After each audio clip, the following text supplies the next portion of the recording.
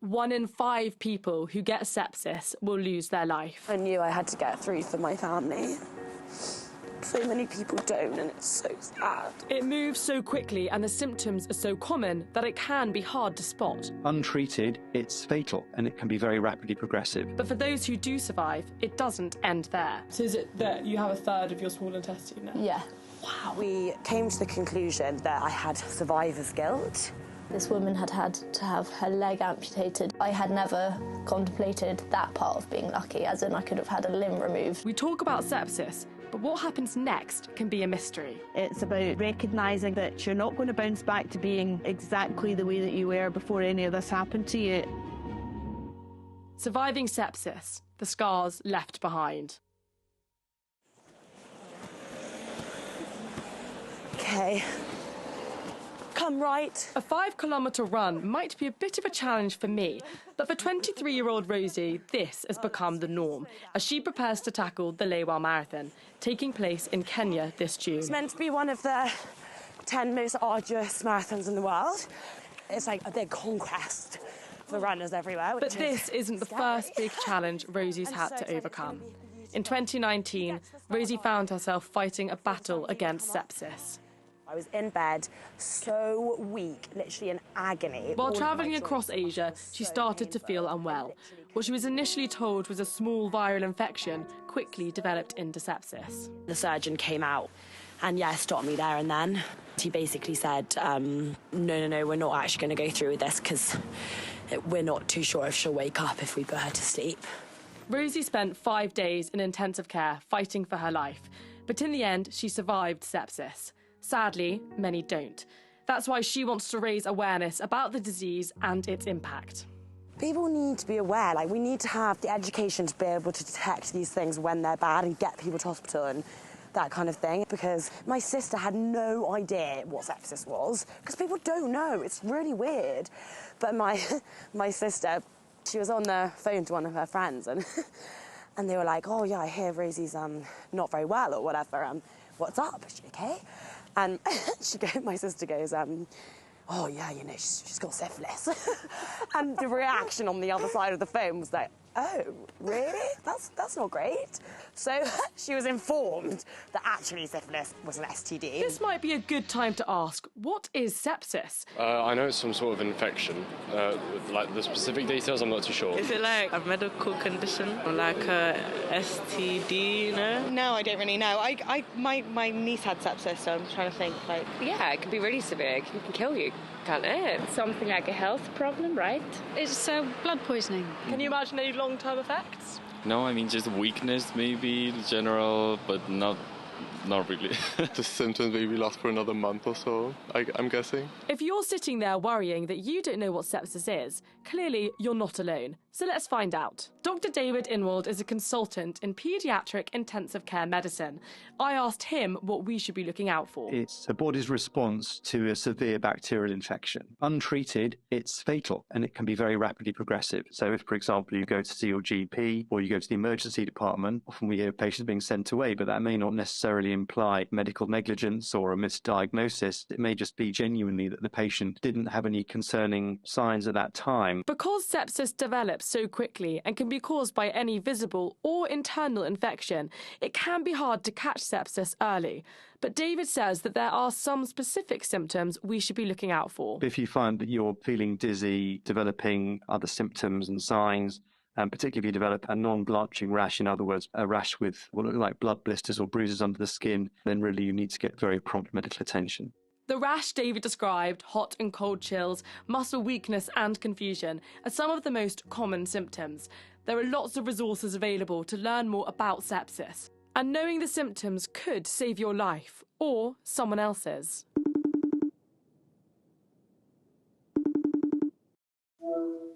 Hi, Jill. Thanks for taking the time to talk. But Jill Thompson from Sepsis Feet says understanding sepsis doesn't end here. We have heard stories of people saying that they literally were discharged from hospital, having been treated with the correct antibiotics and everything else, but being given no information before they're discharged to say, just to make you aware, you might find that you struggle with X, Y, and Z. And they really struggle with that because it's like, whoa, is this just me or is this normal? Because nobody mentioned this. But David says it's unrealistic to expect doctors to preempt every possible outcome because each situation is so different. I think everyone is aware that if you've been in intensive care or you've had severe sepsis, there's a possibility of long-term complications. But I suppose not everybody gets them.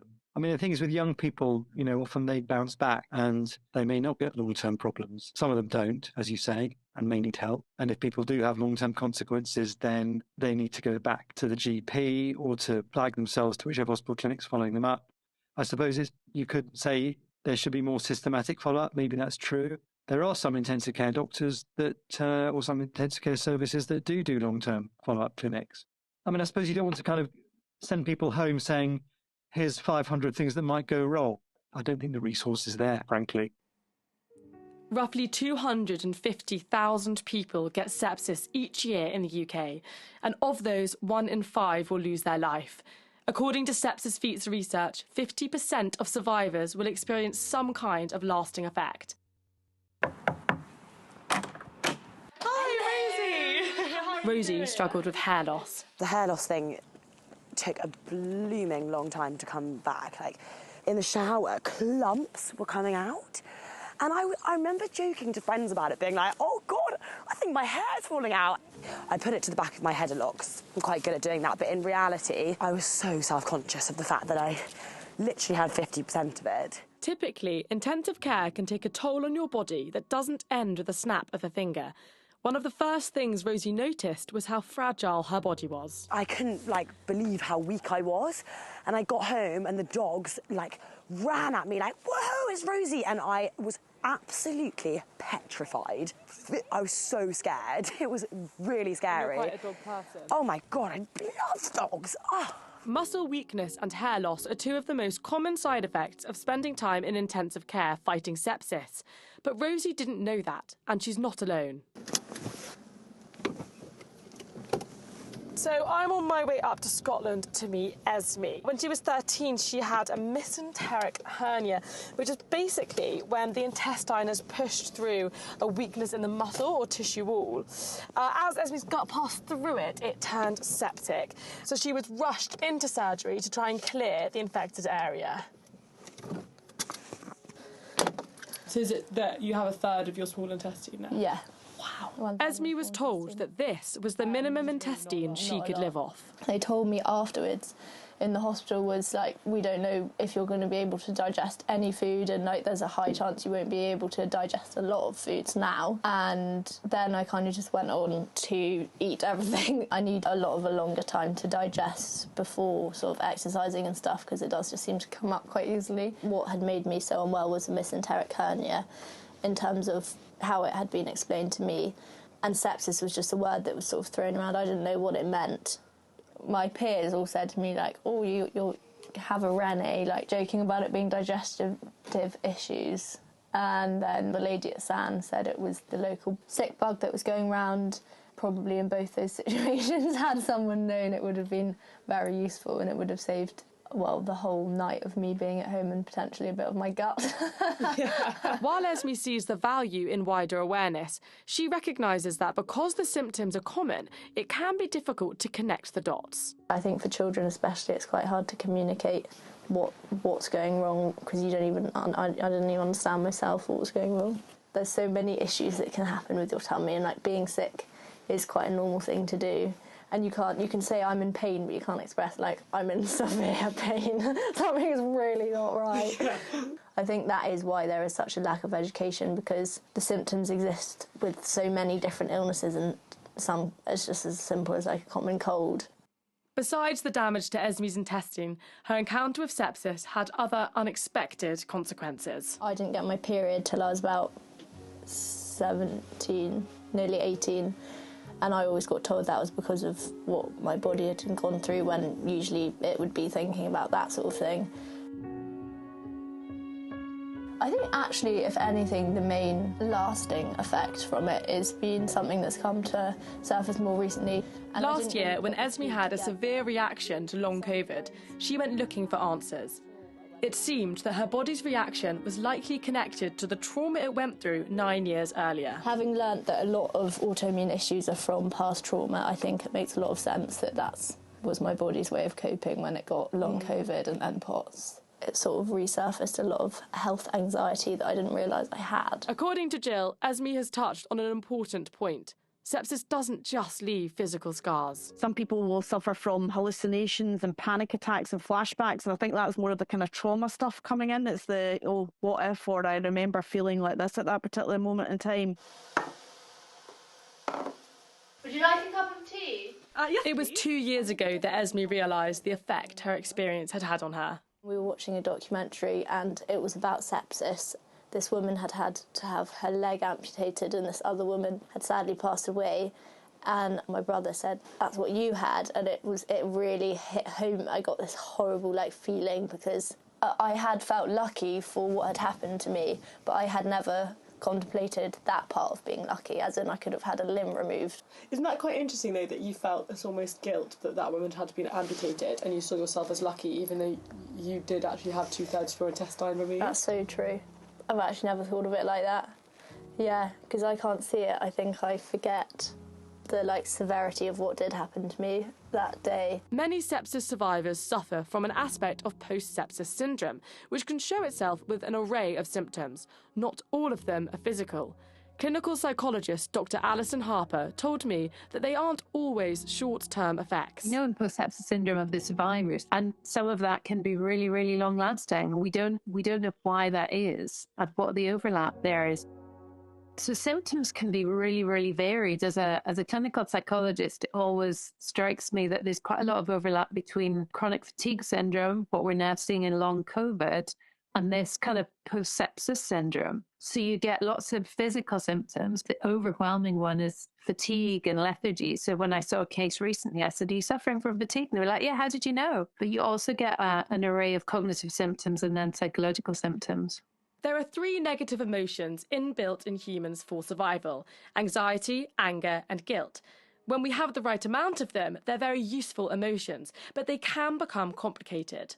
Alison explained to me that this can often lead to what we call survivor's guilt. So survivor's guilt, we are blaming ourselves for something that is not actually our fault, so it's misfired. For example, if you develop cancer and you survive it, and you get out, but another person who you do or don't know doesn't. How did I manage to survive when somebody else didn't? Or if you've had a bad time yourself, so sepsis example, if you've had a terrible time and you've felt bad for yourself because you've been through horror, and then you hear that somebody else died or somebody else lost their limbs, then you can feel guilty, that kind of, oh, I shouldn't have complained about my lot when somebody else had it much worse.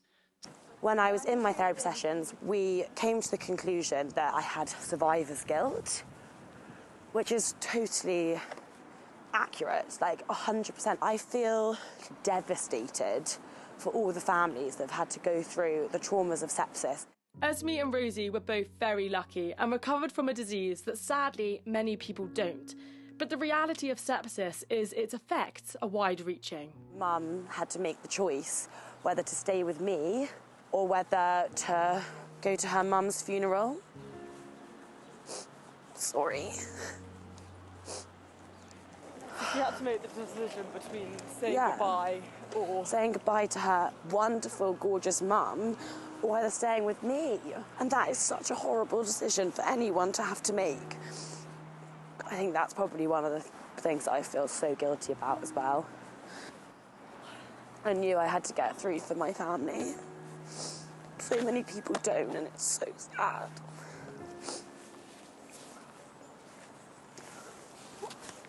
So sad.